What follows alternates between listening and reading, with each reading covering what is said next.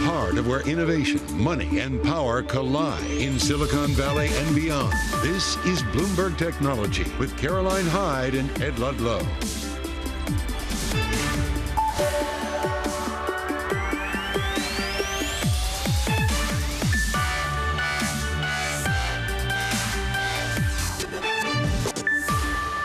I'm Ed Ludlow in San Francisco. Caroline Hyde's off today. This is Bloomberg Technology. Coming up on the program, Stability AI's breakout success faces threats as the startup confronts executive departures and concerns with its CEO. We'll bring you our Bloomberg reporting on the artificial intelligence startup. Plus, full coverage of earnings ahead from Palantir and Lucid's results to Rivian reporting after the bell. We got you covered. And we'll have an exclusive conversation with Spotify as the music streaming company further integrates AI technology into its product. All right, let's get straight to our top story. Stability AI is confronting a series of executive departures, struggles to raise funds at a target valuation, and an accusation it's not paid its bills on time or in full. After breakout success with the stable diffusion model, the startup now faces mounting risks to its edge in the booming field of generative AI. The reporters who broke that story, Rachel Metz here in San Francisco, Mark Bergen out in London, join me now. Rachel, let's start with you. What were the main takeaways that we learned in the course of our reporting? We spent several months looking into this story and speaking to a lot of different people, including Emad Mostaque himself, who is the person behind Stability AI. And we learned that we're looking at a company that seemed to come out of nowhere, has a CEO who tends to make some blue sky comments about things that may not have happened yet. And the company itself just seems kind of disorganized, I guess I would say. And that was just a bit of what we noticed. So let's remind ourselves what put Stability on the map. It was the stable diffusion model. What is that in basic terms? Stable diffusion is an image generation AI model. What it does is you type in a few words and it will give you back an image or a number of images. It was actually initially developed by a group of German researchers and a research scientist from a startup called Runway. Emad Mostaque in mid-2022 approached this group of people to say, hey, I will support financially, I will pay for the computing power needed to improve this model to further train it. OK, let's bring in Bloomberg's Mark Bergen, who's out in London, one of the co-bylines on this story. We were just showing pictures of Emad, the CEO of Stability. A lot of your reporting focused on him, his leadership of the company. What did you learn? Yeah, I mean, he's certainly a charismatic character. He has a history here in London. He's worked for hedge funds. He's worked as a consultant. Prior to Stability, his work was a lot around emerging markets and finance. He had a couple companies in the crypto and blockchain space. And then, as Rachel said, I mean, Emad Mostaque has even said in his own words on stage, we kind of came out of nowhere. Certainly not a well-known entity in person here in London and in the Valley. Raised a lot of money, over 100 million, from some pretty high-established investors.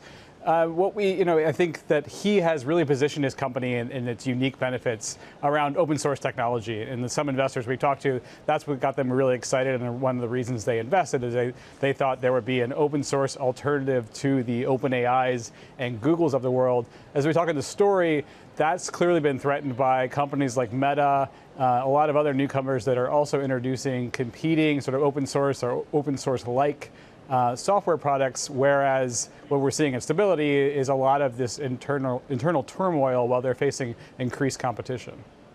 So let's get to the specifics of that internal turmoil, Rachel. One of the things you report is that they tried to raise funds at a specific valuation, $4 billion is what they were seeking. They weren't able to. Tell us about that and also some of the departures that they've had at the higher levels of the company. So the company raised over $100 million in funding late last year, right at the height of the breakout success of Stable Diffusion. And since then, it hasn't announced a really large funding round. At that time, it was valued at $1 billion. And our reporting at Bloomberg has indicated that it was trying to raise at $4 billion. As far as we are aware, that hasn't yet happened. We just showed some of the responses we got from Stability to our reporting, one stating that they've not had problems raising funds, Mark, and actually that they said they weren't trying to raise funds.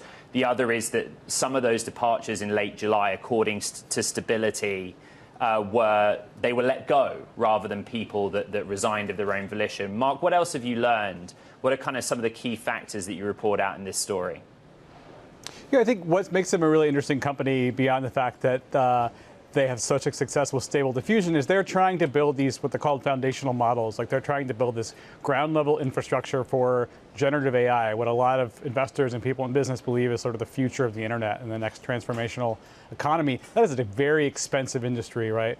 Very expensive enterprise. OpenAI has raised over $10 billion. We've seen startups like Rachel mentioned, Runway, raising a lot of money because requires a lot of research. It requires a lot of compute. It requires hiring top shelf, very expensive engineers. Mustak in our reporting shows that their revenue, he had previously sent out a tweet saying it was around 10 million run rate of revenue for the year. It's below that now in part because of their investments in research and development. So it's a very expensive business. It's something that a lot of their competitors have felt the need to be on this constant ramp of fundraising. And the fact that they have not, I think, is certainly almost an outlier amongst their peers. Bloomberg's Rachel Mex, Mark Bergin, just really important reporting on a company that we talk about often here on Bloomberg Technology, and now we find out the reality behind that name that has a lot of momentum. Thank you very much. All right, here on Bloomberg Technology, I want to get a quick check-in of the markets. Broadly, this is what we're looking at. NASDAQ 100 down 1.5%. We've seen the index level kind of treading water, but now some outsized declines, particularly in chip names. Look at the stocks. We're down 2.6%. Yields have come down, though. That's been the story, the sell-off in treasuries. But the US 10-year yield back down towards 4%. It had been at 4.2% last week. We can see it continue to pull back. Bitcoin, which has traded in quite a narrow range for the last 2 weeks or so, around $29,500 per token, but pushing a little higher in the early part of this Tuesday session. The single name that we are watching is Palantir. We are off session lows when it comes to Palantir right now, down 7% on an intraday basis. We've been heading for our biggest decline since November. The story really clear. The market is not happy with the guidance that they gave. $2.21 billion for revenue in full year 23. Analysts have been seeing a range of 2.19 to 2.24. But it's about not walking the walk while the company is certainly talking to the talk. For more on Palantir's results, I want to bring in Mandeep Singh, Bloomberg Intelligence Senior Technology Analyst.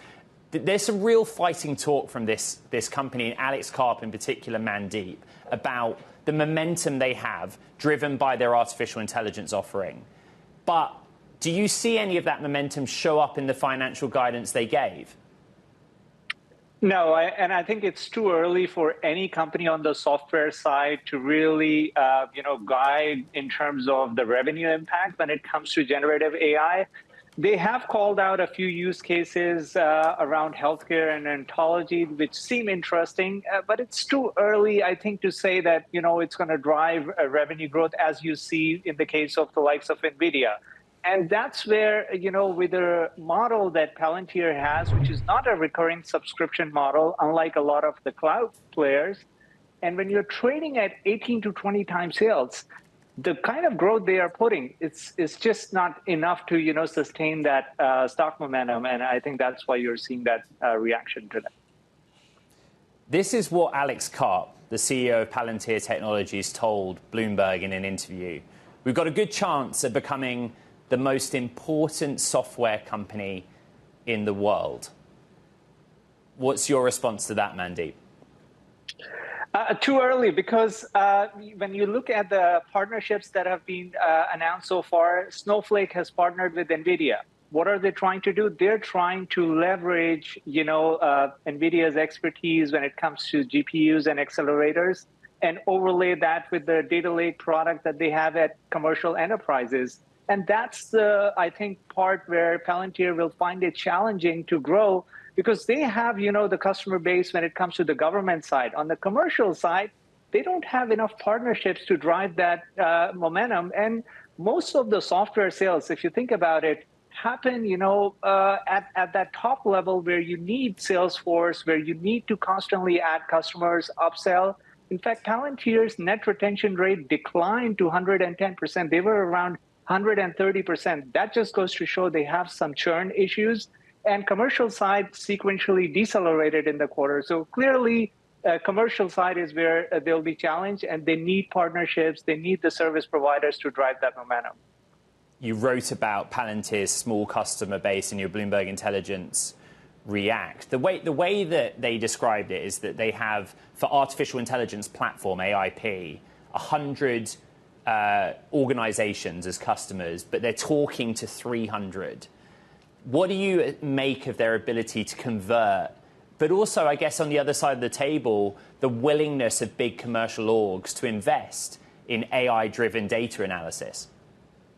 I think clearly there is an appetite and there is excitement around generative AI. The way enterprises typically go about this kind of stuff is they will do it in, pilot and phases. And, you're going to wait for ROI to really allocate a huge budget for 2024, for example. And as I said, it's a very competitive space. You are competing with hyperscalers. You're competing with the likes of Snowflake, Databricks, that have an army of salespeople, which I think Palantir will find it hard to compete with. And what it does to their bottom line is they have no way but to keep hiring salespeople. So I know they focus on profitability and they're doing a buyback, but to my mind, their expenses will have to grow, especially when it comes to sales and marketing, and that will limit any operating leverage they'll see in the near term. All right, our big thanks to Bloomberg Intelligence senior tech analyst Mandeep Singh. Palantir shares down, but off their session lows in reaction to earnings.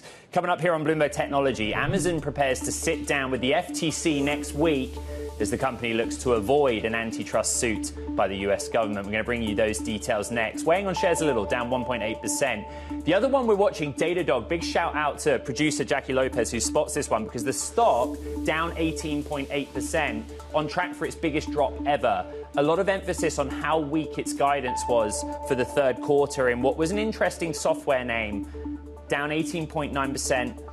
Some seeing the results, including our own Bloomberg Intelligence analyst, by the way, is encouraging, but the outlook, one analyst accusing them a large dose of conservatism, Bernstein writing that about Datadog. We'll track it. This is Bloomberg.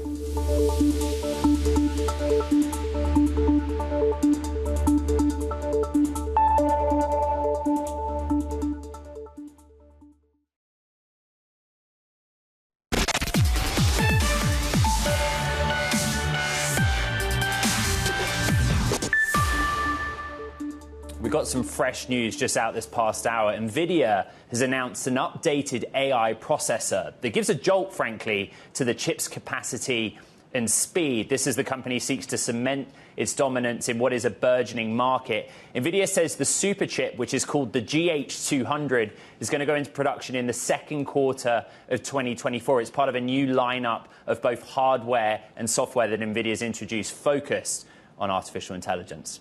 All right, another top story. Amazon will meet with FTC Chair Lina Khan next week in a final push to avoid an antitrust lawsuit over the e-commerce giant's marketplace for third-party sellers. That, according to Bloomberg sources. Joining us now, Adam Kovacevic, Chamber of Progress founder and CEO. What do you make of this? Either we are closer towards a showdown between Amazon and the FTC, or we're close to avoiding one. What's your assessment? Well, I don't think we're close to avoiding one. And I think that's partly because Lina Khan has made her name as an Amazon critic, right? Her claim to fame originally was her 2017 law review paper, which articulated, her view that while Amazon probably has pro-consumer justifications for its behavior, she believed that it was doing harm to, rival retailers and to online sellers. And she, again, 6 years ago called for an expansion of antitrust law to deal with what she viewed as problematic behavior. And so I think in some ways for her, this is a long time coming. And I think the way to think of this meeting next week that Amazon will have with the FTC, sometimes it's called a last rights meeting. It's really a formality. I think it's not likely to deter the FTC from bringing a lawsuit. I fully expect that they will bring a lawsuit. And candidly, based on the pace of these things, that lawsuit probably won't see the inside of a courtroom for about 2 years, which may be long after Lina Khan has left the FTC. I just want to remind our audience, Adam, that the Chamber of Progress is essentially a tech industry trade group, but antitrust is an area that you research and share policy perspective on regularly. When I was at Sun Valley a couple of weeks ago, the Microsoft Activision deal was firm in focus. And a lot of people were asking the question, why does the FTC keep picking fights that to many in the market, they feel that they can't win?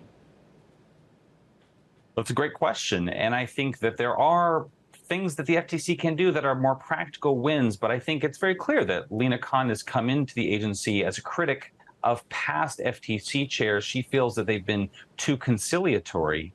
And she wants to bring lawsuits. And I sort of call it a little bit of a YOLO strategy. I don't think she particularly cares if she loses those suits. I think this particular suit, based on the reporting and some of the leaks that have come out of the FTC about the things they're looking at, all of the behavior in question, Amazon, I think, has pretty compelling pro-consumer justifications for. But she's really seen a broader goal, which is to expand the range of antitrust law to encounter harms to suppliers and harms to sellers and harms to workers. And so I think she, is intent on bringing cases that she believes serve that mission. And so I don't think the losing record deters her. I think she thinks, well, we should try. And if we lose, then that might prompt Congress to change the laws. And I think that's pretty explicitly stated as a strategy of hers.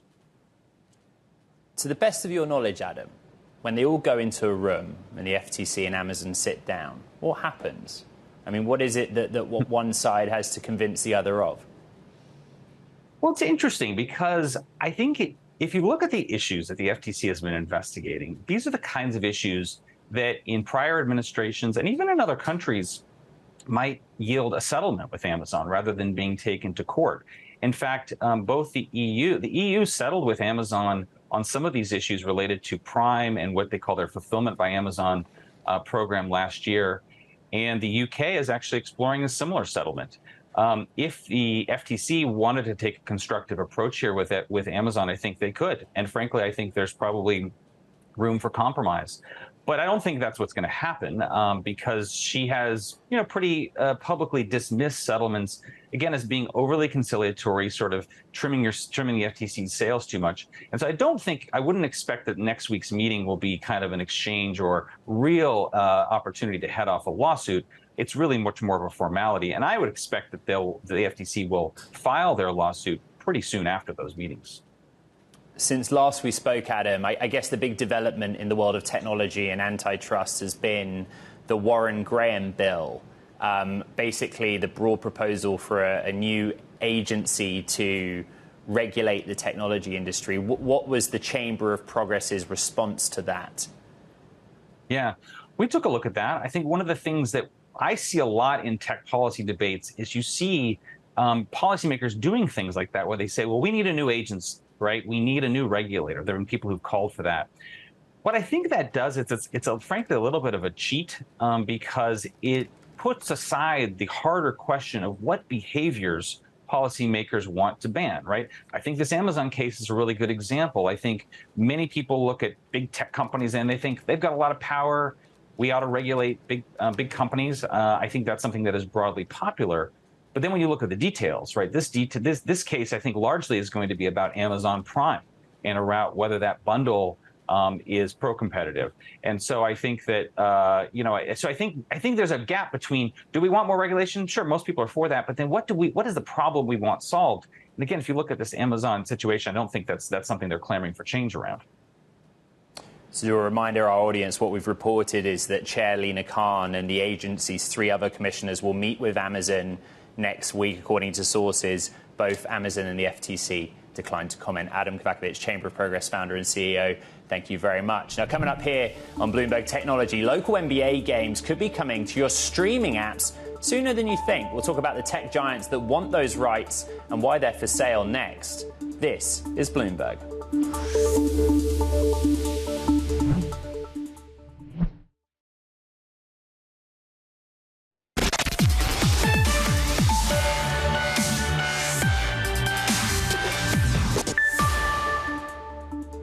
Time for Talking Tech. First up, superconductor stocks in South Korea plunged Tuesday after a US-based research center rebutted claims of a breakthrough in the technology. A condensed matter theory center at the University of Maryland challenged claims made by Quantum Energy Research Center that it synthesized a material known as LK99, which we reported on the show last week.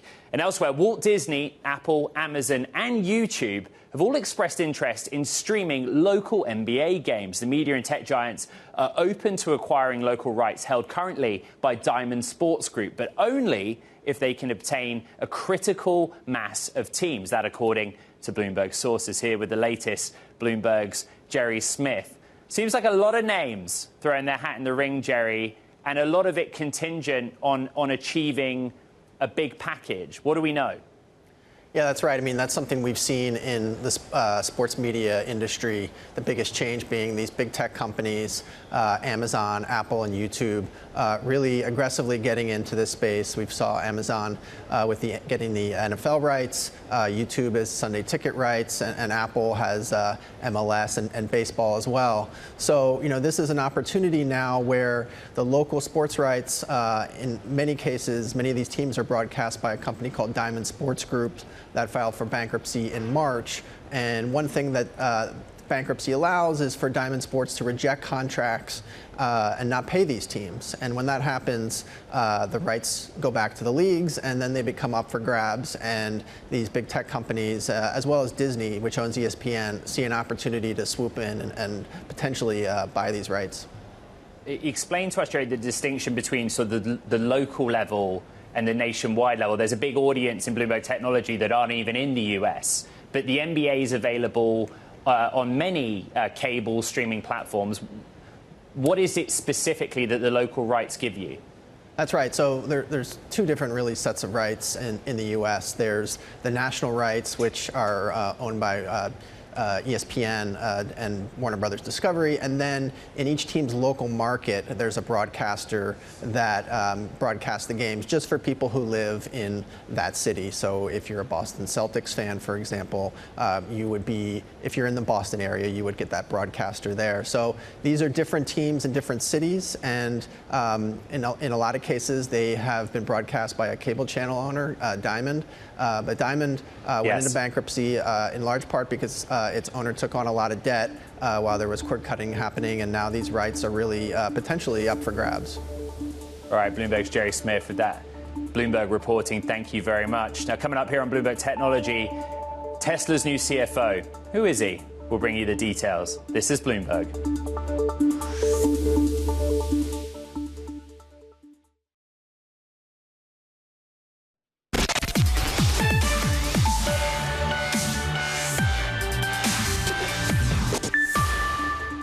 Welcome back to Bloomberg Technology. Ed Ludlow here in San Francisco. A quick check-in on the markets. We've reversed direction on the NASDAQ 100, down 1.4%. We're down in 5 of the last 6 sessions at the index level. A big part of this is sort of the macro concern. There's some jitters in the banking sector, some worries about China's economy. But as we will tell you about later in the program, some weakness in software, particularly in the earnings story and the outlook for the rest of this year, that's weighing on the NASDAQ 100, very tech-heavy, and at different corners of it, some high multiple software names, they're trading lower. The other name that we're continuing to watch, of course, is Tesla. Some movement to the downside in the last couple of sessions. The surprise news 24 hours ago, which we hit hard on this show, was Zach Kirkhorn stepping down after 4 years as CFO, 13 years in the company, trying to find out the reason why. The replacement, Tesla's current chief accounting officer, who's also going to keep his current post in addition to his new gig. We had ARK Invest Kathy Wood on the program yesterday. Here's what she thought about that news. It's a tough job. It's a tough job. So I guess 13 years was a really good run for Zach, and can't say enough good things about him and what he did for Tesla. But I think he trained his successor well. For more, let's bring in Bloomberg's Dana Hall, who leads our coverage of everything Elon Musk, but particularly Tesla. Let's be honest. Surprised that Zach left Tesla. Vaibhav Taneja named as the CFO and chief accounting officer. And you and I sat there and thought, we don't know much about this guy, do we? We really don't. And the announcement was weird. I mean, we learned about this in a filing on Monday, but the change was made on Friday. And the regulatory filing from Tesla says that Taneja is going to keep his current job as CAO and then basically adding CFO to his duties. So the guy now has 2 jobs. In your Bloomberg story, you write, Tesla's new CFO indeed has 2 jobs and a lot of question marks. What are some of those question marks? Yeah, he's just not super well known. I mean, a lot of investors have never met him. He wasn't like on stage at Investor Day. He came up through PricewaterhouseCoopers, which is Tesla's outside auditing firm, for 17 years. He was at Solar City. He joined Tesla after the acquisition of Solar City, but he's just not someone who is super well known to the shareholder base. He's only spoken on one earnings call, and that was in early 2019. That's right. I was going to say, I recognized the name from one earnings call. He came through Solar City 2016, corporate controller, and now he kind of has this key job because Elon Musk is the CEO, but he's very busy. And in the last 4 years, Zach has really been a shining light. Just explain to our audience who are less familiar with Zach Kirkhorn the role he's played at Tesla, beyond just being a pencil-pushing CFO. Sure. So I think there's like this trend in corporate America where the CFO really has a lot of business and operational expertise. And Zach was very intimately involved in all aspects of the business. He had a lot of direct reports. He was quite keen on improving profit margins and growing Tesla's revenue through other things like Tesla Insurance and software. And he spoke quite a lot on the earnings calls. And he was often a kind of like yin to Musk's yang, or whatever you want to call it. Like, Musk would make this bombastic pronouncement and then Zach would either walk it back or provide more context. He was very measured and he spoke at great length. And those are just big shoes to fill. And, by all accounts, I think what's interesting is that Zach is barely 40. I believe he's 39. And I mean, that's a pretty young age to retire. He's got a lot of money, and he can do whatever he wants. So I'm very curious to see what he does next.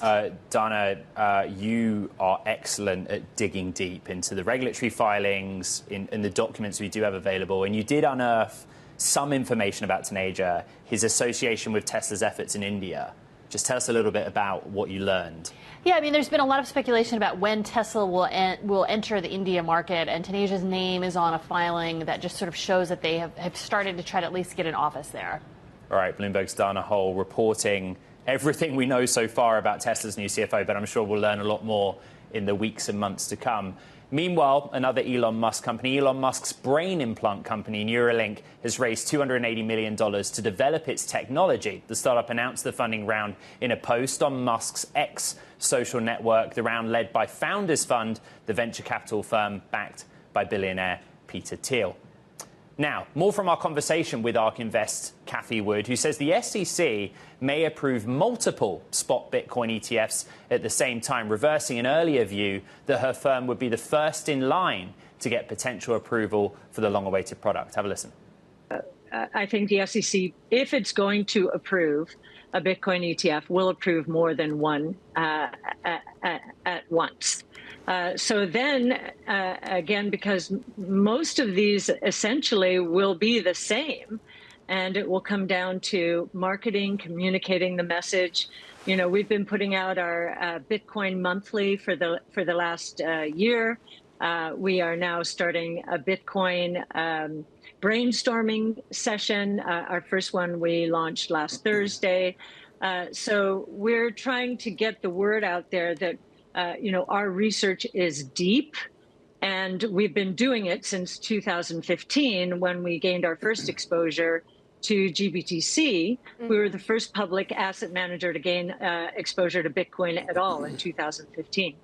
That's exactly where I want to go. The Grayscale Bitcoin Trust, known by its ticker GBTC. If you look at ARKW, for example, your ARK Next Generation Internet ETF, right now I see GBTC as the third largest holding. If we are in a situation where the SEC does give its blessing for a spot Bitcoin ETF, would you plan to sell out of GBTC and buy one of these physically backed funds?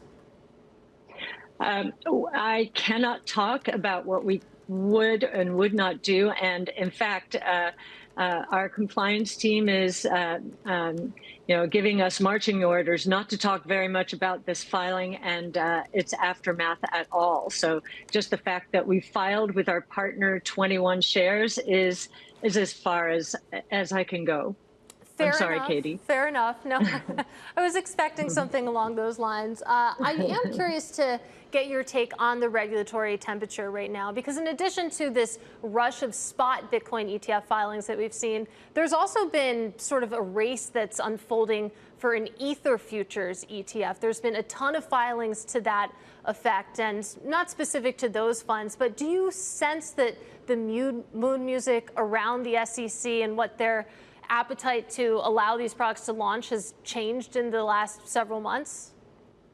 Well, I think that that the two other branches of government, the judicial branch and the legislative branch, are giving the SEC pause because the SEC is losing cases in court. That was Cathie Wood of ARK Invest.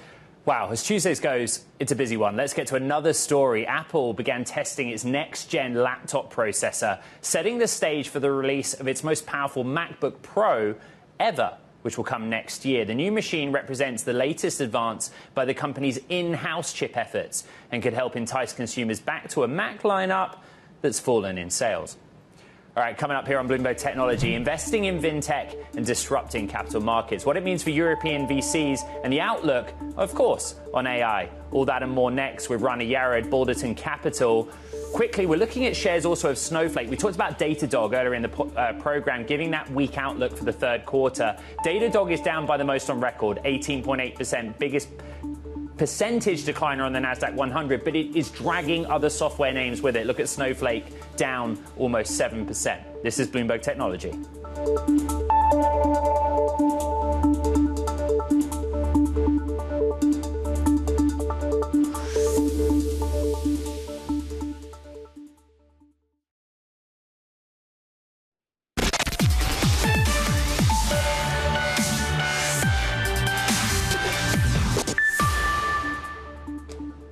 Time for VC Spotlight. Today we're going to look closely at the UK and European startup scene with a focus on fintech and what's happening in the world of AI. Balderton General Partner Rana Yared joins us from London. Balderton's been investing in European tech for 22 years, raised more than $4.5 billion to deploy across early and growth stage startups.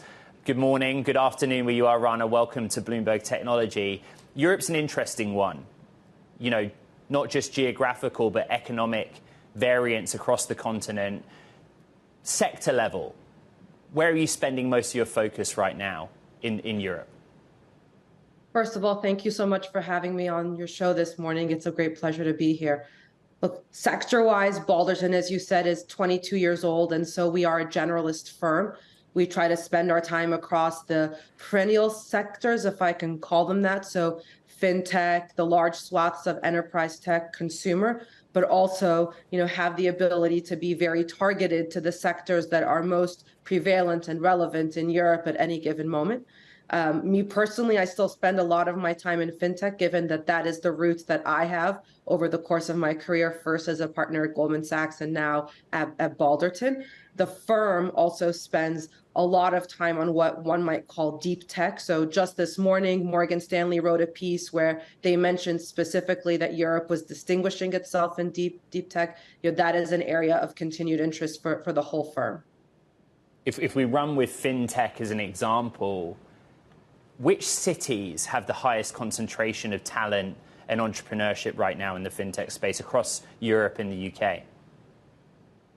It's exactly where you would expect it. So London continues to be a leading light in innovation with respect to fintech, particularly fintech that's focused on capital markets and institutions, which, by the way, when you think about the wallet share, companies that serve institutional financial services are absolutely dwarfing the wallet share of the SME and consumer financial services together. So that's a very important piece that's based out of London. And we've seen over the course of the last 5 to 6 years a real rise in fintech talent, not only in Germany, which everyone talks about, but also in Paris. And indeed, quite a lot of financial services talent has relocated to Paris over the last 5 to 6 years. And when those individuals are thinking about the companies to start, they're actually just doing them exactly where they are. Rana, which are the areas that you do not like, that you're avoiding? That's a great question. So as a firm, we actually don't make any investments in life sciences or biomedical sciences. And the reason for that is because we think those are specialist fields that actually require PhDs, and none of us have those PhDs. And so, a healthy dose of humility keeps us away from those areas in particular.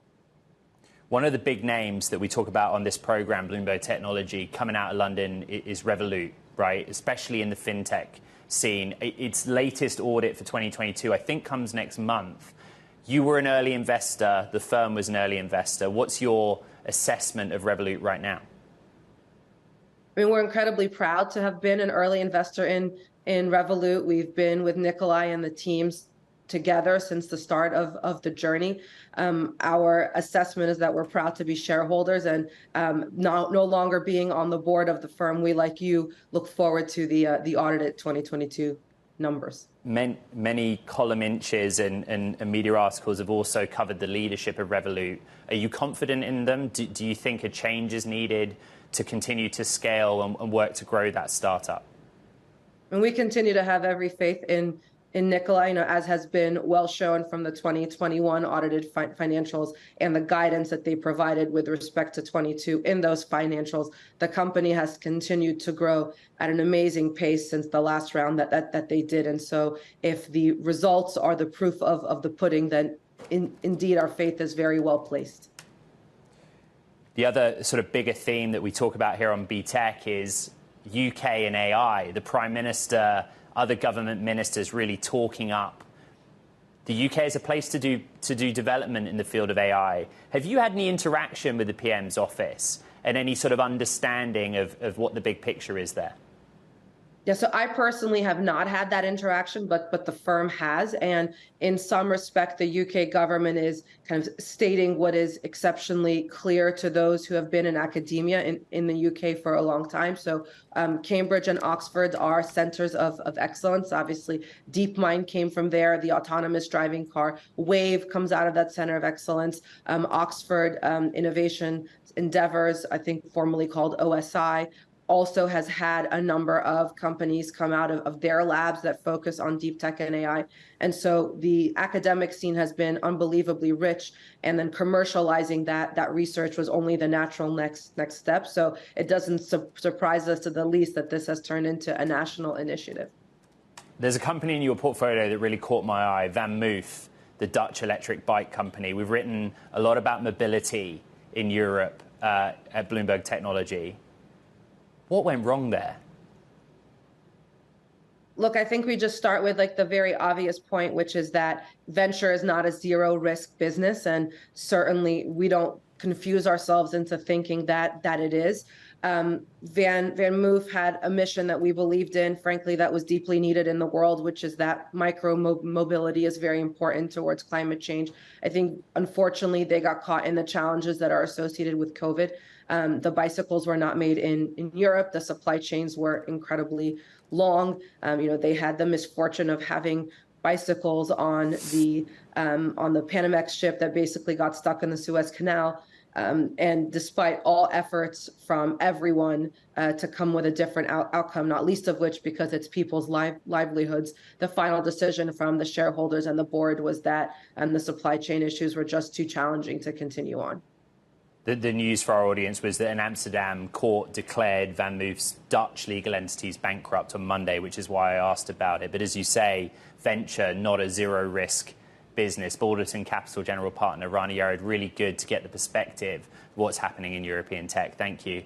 Now, coming up here on Bloomberg Technology, Spotify's AI DJ is going global. Our exclusive conversation with Spotify's VP of Personalization, Ziad Soltan, and about the company's continued push into artificial intelligence. That's up next. This is Bloomberg.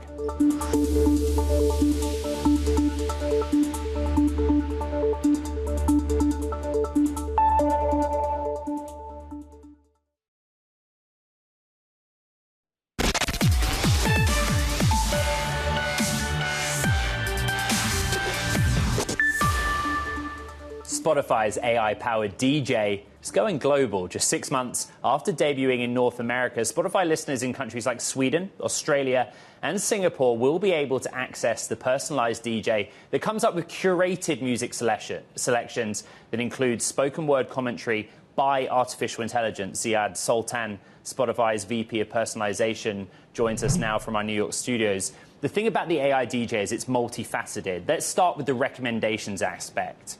The technology is taking your listening history, the data from your profile, to another level. Explain how.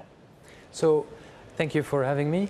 We are very excited about this product because what we are doing with the AI DJ is really transforming the way people listen to music. What we have created is a personalized AI guide for you, for every single user, that knows you and your music taste better than anything before, and can therefore create this lineup that is really special with commentary that explains to you why you are listening to this particular song or track or artist, and also tells you why you should care, right? So you're more open to discovery. And by doing so, with this stunning realistic voice and this form factor of an AI DJ just for you, it is able to also learn from you better than ever before. And so it takes this metaphor we've always had with Spotify of creating, we've had this metaphor of what if you had your own personalized DJ, what would they do for discovery? They would create Discover Weekly, they would curate your homepage, your daily mix. But this metaphor is now a reality. So that's why we're so excited to have built this product, and it actually recommends better and learns better than anything we've done before. Users of Spotify around the world will be used to seeing lyrics or even video now when you have your favorite tracks playing in playlist form. But at the technology level, this is a partnership with OpenAI that provides a lot more information about the artist or the song. Explain how it works. So this is taking generative AI on two levels. One is in the commentary itself, the facts about the art, about the track or the artist. Why should you care about the song? What's important about it? So that is one aspect of generative AI we're using. And the other one is, of course, this incredibly realistic voice that brings a lot of passion and a lot of charisma and a lot of warmth to the recommendations of the DJ. So we are taking those two aspects of generative AI and we are putting them in the hands of music experts inside Spotify, which are our music editors. They are some of the most knowledgeable and passionate people about music in the world. So we take this generative AI technology, including in-house and some of the work we've done with external partners such as OpenAI. And we're taking that technology and in the hands of our music experts, it actually brings something new to both listeners and to creators. For listeners, it expands their horizon, and for creators, it introduces them to new audiences. Ziad, when you announced last summer that you were acquiring Sonantic, many were like, what's going on here? How does this end up in the platform? That's the final part, right, of the AI DJ, a voice component. Why did you do that? Well, very much so. We did that because when you think about our mission, it is really to connect listeners and artists, and very much what we do is audio, right? So when you are doing that, you are listening to this new song, the best possible way to introduce you to a new song is to give you the audio commentary, the reason why you are listening to that song, why you should care, and also it gives you a chance to try it out. And we have found in the data, since we have started rolling out our beta, that users who hear commentary from that stunning realistic voice from Sonantic technology that we acquired, when you hear that commentary, you are much more likely to try something new. And when you are more likely to try something new, your lives get better as a user, the artist benefits because they grow their audience, and this is happening in a way that has never happened before because, in great part, of that voice technology that you mentioned. I point one thing out, Ziad, that this is still in beta phase in many countries, the early rollout. It's global, but there are many countries that don't have it. Come back when the full rollout happens. Ziad Soltan, Spotify's VP of Personalization, thank you. Now, that does it for this edition of Bloomberg Technology. We're only 2 days into the week, and my goodness, what a week it's been. So don't forget, check out the podcast where we will recap everything from the program on Apple, Spotify, iHeart, and of course, on the Bloomberg platforms. The earnings season continues. There are big interviews coming up here on the show this week. From San Francisco, this is Bloomberg Technology.